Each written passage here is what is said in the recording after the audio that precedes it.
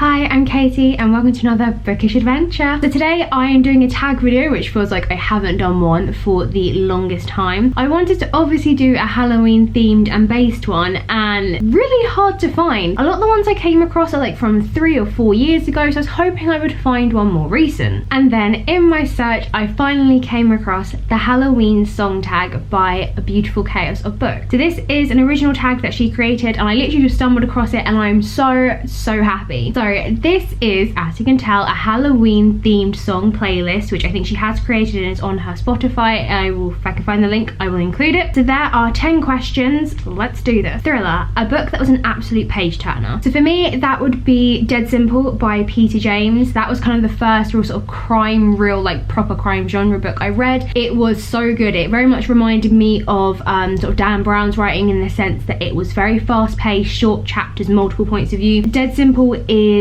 the first in that detective series, and it is about a guy who is buried alive as a prank on his stag do. However, as they're leaving, all the stags are in a massive car crash and they all die except for one who's in intensive care and the other who is currently on a flight back home from a business meeting. And so they're trying to obviously find him before he dies, and there is just this whole, it jumps from sort of his point of view in the book, the detective, his bride to be, the other groomsman who like was on the plane, and it's trying to piece together sort of who knows where, like just where he is, what's happening and all of that, and I really enjoyed it. And it's also based around where I lived, which was an added bonus because I was like, oh my god, I know all these locations, which also made it kind of weird and very surreal. Question 2, Somebody's Watching Me, a book that gave you the serious creeps. I'd probably say Anna Dressed in Blood and the sequel. There are scenes in that book, one in the basement which I was just like, oh god, and then in the second one, ooh, the forest with the bodies. No. I mean, I do really want to reread it, but that really just gave me like I remember one of the reviews I came across just said, let's not talk about the scene in the basement, and I was like, oh god, I don't want to do this. 3, Vampires, a book you hated so much it was soul sucking, i.e. it was a tedious read. I mean, I'm gonna do an obvious choice here, but that choice is Twilight, the whole thing, all my days. I remember I read the first book and I thought, okay, this is promise, and then the second and the third just blur into one. There was a girl in my English language class at college who was obsessed with the books, with the films, and she was talking about some scene and I was like, what are you on about? She was like, oh, in the second book this happens, and I was like, what are you talking about? I feel like part of me, I was just getting through it just so I could get to the last one, which was better than the 2 and 3, but that was a hard read. Oh, I Put a Spell on You, a book featuring witchcraft or magic. So I'm going to pick The Night Circus. I love this book so much. I'm really excited that Erin is finally bringing out a second book, which isn't related to that, but it's still a second book, and I've waited so long. I love the idea of this because I haven't read very magic based books. I've obviously read Harry Potter, and then I've read The Night Circus, and I have read Half Bad series by Sally Green, and so I've not actually read a lot of magic based books, and I really want to. I really love the idea of this, of like 2 magicians being pitted against each other. One is born with magic and the other one learns it, and they live within this circus, and they kind of create these almost like love letters and odes like of shows, magic shows outdoing each other, just all, oh my god, the descriptiveness is amazing. Please read. It's not like your kind of like Hocus Pocus, Toil and Trouble, that kind of witchcraft. It's a different kind of magic, but it's still so nice. Number 5, this is Halloween, your favorite treat / snack to eat whilst reading. To be honest, any food. I don't have a go-to food because normally I'm on my lunch break eating my lunch, so ideally something that is easy for me to eat whilst holding a book, if I'm going to be honest. It doesn't matter, it can be a sandwich, it can be chocolate, just anything, any kind of food, pizza, don't care. 6, let's do the Timewarp again. What book or books do you like to return to at this time of year? So if I'm honest, I don't do themed books for Halloween. I maybe try and pick something that might be a bit more paranormal or like supernaturally, I don't really know, but I don't read horror, so, but books I always think about this time of year. I think if I was going to reread them, they would be books like Frankenstein and Dracula, like really old school classic, Dr. Jekyll and Mr. Hyde, and also again Anna Dressed in Blood. But yeah, they're books I always think of around this time of year,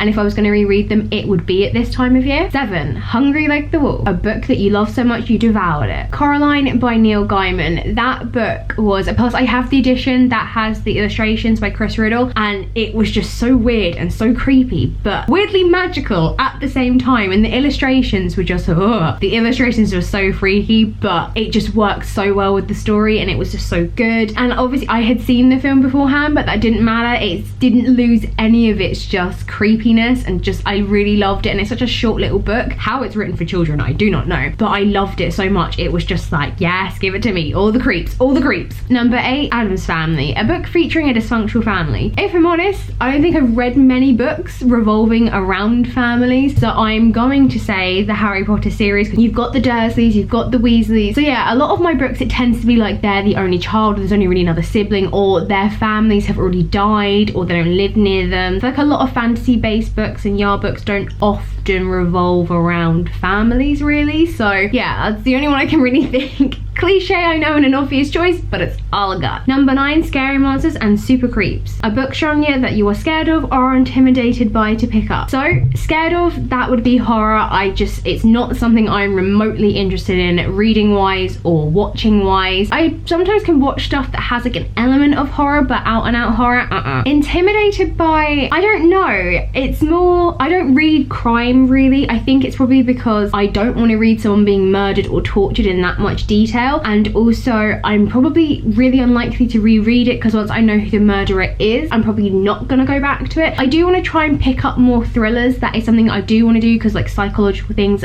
they just seem like I love to watch that type of thing. So I feel like I want to maybe try and branch out and read that, but it can be a little bit intimidating. But I think from how dark and like descriptive it could get, I don't want that in my head. I sound like such a child, but I really don't. And finally, number 10, The Twilight Zone, a book with a completely different and unique premise. So I think for this I'm going to pick a recent read of mine, which was Bleeding Violet by Dia Reeves, and also the other book, A Slice of Cherry. They were so unlike when I picked them up, like anything I had ever read before. They were nuts, completely nuts. And having reread Bleeding Violet, yep, I can still confirm, completely nuts. So Bleeding Violet centers around this girl whose dad has died and is going to find her mum, who she's never met before. Hannah has so many mental issues. She hallucinates, she's probably schizophrenic, bipolar, everything. And when she comes to this weird and unique town, the hallucinations very much become real. It's a weird one because the story is about the town and the monsters and the darkness that lurks there. Her own mental health and craziness is like a back part, like, but at the same time it's approached in a good way of positivity. Like, she doesn't care what anyone else thinks. Everything with the town isn't explained. You just accept that this is this weird pocket of the world that exists,